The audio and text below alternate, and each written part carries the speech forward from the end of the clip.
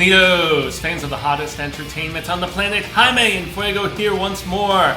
That's Rizzi, still rolling with the Fantasia International Film Festival 2026, celebrating 3 decades, y'all, the big 30 years, yeah. And once again, being held in Montreal, Quebec, Canada. I, unfortunately, am not in the much more temperature, it's sort of a complete polar opposite, at least for me, here in the deadly desert of Arizona. No virtual press once more, but still so very stoked, thanks to Ted Nancy and the entire PR liaison team at Fantasia. The festival runs through this upcoming Sunday, August 2nd. As of this recording, I'm at over 24 films that I have watched, and so there's going to be reviews coming until even after the festival has concluded, because I've just been amassing as much as I can, trying to be as comprehensive as I can, because, if you ask the likes of Guillermo del Toro or Quentin Tarantino, auteurs in the highest of regard, Fantasia is arguably the best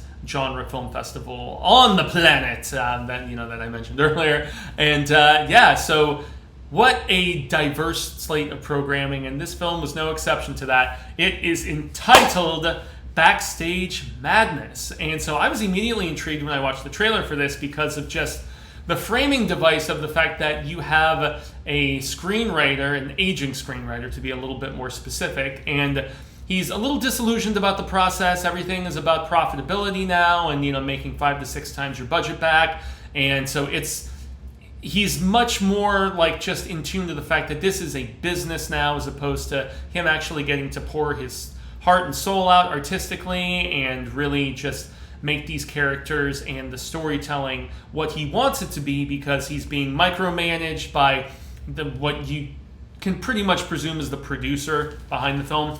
And the producer tells him early on in this movie, we need to write crime stuff because, it's all the rage, and it's definitely true. How many Netflix crime documentaries or podcasts about serial killers or whatever? It's like, for me, it's ad nauseum at this particular point, because I don't even like that sort of subgenre particularly, but I know how popular it is, and that's why the producer guy is essentially imploring him to do so. But this is very much a movie within a movie, without getting too specific or spoilery. And so half of it is essentially jumping into what our screenwriter is, putting to his typewriter, because he goes very old school, which is cool. But the rest of the time is just his insights and almost like inner dialogue about the process of writing, and just pouring out your soul creatively. But it's very darkly comedic, which is what I love the most about it. The film starts out with him, just killing off all of these imaginary characters that are like hounding him throughout the writing process. But then, and you see the likes of Freddy Krueger and Pennywise, and like what appeared to be like, I couldn't tell if they were like Nazis or North Koreans or whatever. The country of origin for this is Kyrgyzstan, if I remember correctly.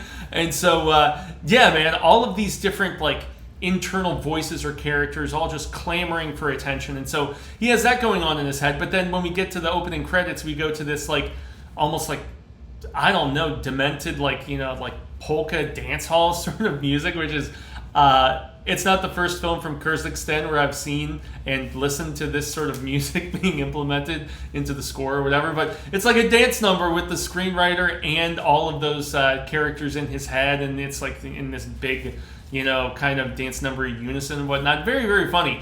Now, the movie is at its best, in my opinion, when it is staying outside of the story and just going through that whole creative process.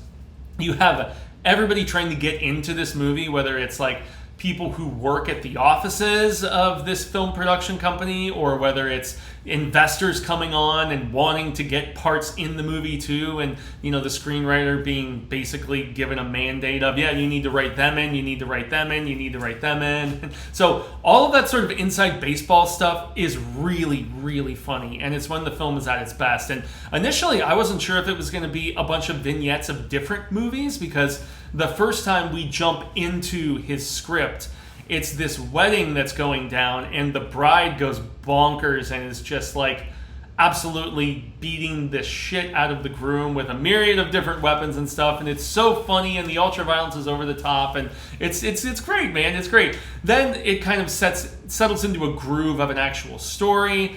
Mob bosses. Eventually, we get to debts that need to be repaid with sex with older mob women, and then in a nod, obviously, to like Tarantino, there's all these people going after a briefcase. I mean, so you have, and yet I almost feel like the writing was deliberately of that such to show that he was just writing something to appease the guy with the money, as opposed to something that he was really like truly pouring his soul into. And so when we are inside the movie within the script, while it is clever that there are people in the real world that when you see those faces show up in the movie playing characters, it's very clever, it's very meta in said regard, so I thought that was cool. But the movie itself is not that interesting, and yet once again, I didn't find it that interesting, but I feel like there was a deliberance about that. It is very much of that Tarantino ilk where it's violent, but yet there's also like laughs about it, and you've got different hitmen, you've got bumbling hitmen, you also have this kind of, they seem like they're a couple, this guy and this girl, and yet they're also like another faction that works for like a different boss, and yet there's kind of a awareness of all of one another. But I must say, I wasn't as compelled when we were in the movie within the movie, so to speak. Just to double down on it, this film was at its absolute best when it was just exploring through the head of the writer the creative process and how it gets compromised with that sort of, just looking so fiercely for commercial viability and the soullessness that can really, well, it's not really even coming together. It's not the stars aligning like when you have a really great story and you can just feel it just pulsing through you as you're putting it to page and everything. No, it's definitely commentary on how it's a business. It is the movie business, as a lot of people like to, they're not even joking. Every joke is half the truth, as they like to say. So, I don't know. I was impressed with a lot of it, and yet the other half, the film within the film, I just didn't like it as much. However, everything with the screenwriter was just so amusing and insightful that I definitely give this one a pass, because even though it was a little bit of a mixed bag, I still feel like the stuff with him was so gold and so funny, and especially the way it ends, not spoiling, especially with a note, a mandate, kind of a bit of a course correction, I guess you could say, that he gets from the guy with the studio or whatever at the end of the movie. I was dying laughing. It's so funny, and yet very in line with sort of that, sarcastic sort of, I don't know, just ribbing, poking fun, ridiculing like the creative process, or in this case, the lack thereof, y'all. So that is my thoughts on Backstage Madness, coming to y'all to the festival. And now this review is actually going to go up before the encore screening takes place, so it is showing once more. Just want to make sure. I know it's on Thursday the 30th, but it is at bright and early, 11:45 hours, because they do everything in military time at Fantasia on the Fantasia website, which if you go into the description below on this video, you can link right up to all of the information if you just so happen to have the opportunity to hit up the festival, or if you're seeing this video and you're going to be there already. I would say this is a recommend, especially because of the fact that it's not going to take up too much of your time at the festival. It's barely 80 minutes, if even that, if you include credits and whatnot. So it is fun. There's enough enjoyment with a good chunk of the film. And who knows, maybe the whole tongue-in-cheek aspect of how by the numbers the script for the movie within the movie actually is, and that's part of the joke.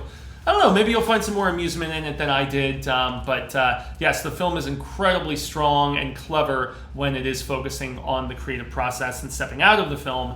And so that is my thoughts once more on Backstage Madness, and I extend the grande gracias. I have been Jaimé En Fuego. You can find me on all social media sectors: Twitter, X, the Instas, Fakebook, TikTok. I'm just always going to keep referencing it as that. Since watching Break Free, one of my favorites of the festival, and I'm assuming for some sort of copyright issues or whatever they call it, TikTok. So yeah, I'm very new to that platform. I can't say I like it that much, but it's one of those necessary evils for the sort of entertainment correspondent film covers that I do. That's where you're going to see only biggies, though, in the short reel sort of form. So not long form reviews like I've been doing for Fantasia for the 2+ weeks now. Yeah, Biggie's The Odyssey, and although I did do Her Private Hell recently, which was the latest from Nicholas Winding Refn, most notably because it actually was the opening night film here at Fantasia. So yeah, some insight there if anybody has any inclination. But you know the drill, the liking, sharing, subscribing if you were just coming across this review. If you're out at Fantasia, if you saw the premiere of this, and I don't think this was the world premiere. I'm just going to double check. This was the North American premiere. So if you got the chance to see it, either here at Fantasia when it first screened on Friday the 24th, or if you had a prior viewing of this, am I being a little bit too harsh? Did I not understand the intent of the joke of the movie within the movie? I don't know. There were some people that were being a lot harsher with this one on Letterboxd than I have been with just at least trying to give a very, fair and balanced sort of like this I liked about it and this I wasn't so hot on. But Backstage Madness, there it is for y'all. Yeah, that'll do it. Time to peace out. So until the Reel of Ka comes around once more, hasta luego, sin amigos. Say thank you. I hope that we have been well met, and I hope we share more of this cinema palava sooner rather than later. And until the next Fantasia review mañana, adios.